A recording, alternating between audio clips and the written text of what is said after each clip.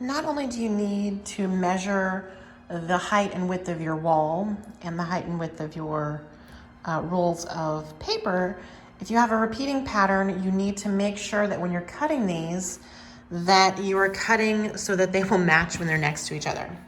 Now, because they taped this roll from the manufacturer with a piece of Scotch tape, it ruined about 5 inches off the top of the first piece, which means subsequently after that, in order to match this pattern, I lost 5 inches off the top of every row.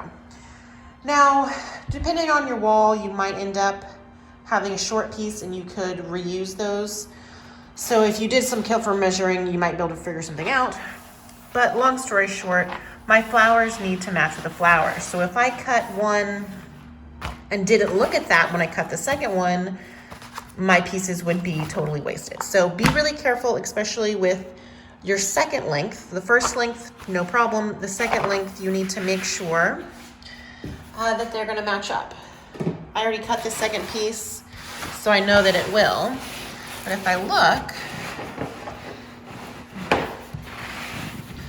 I am trying to find a spot where these two match up.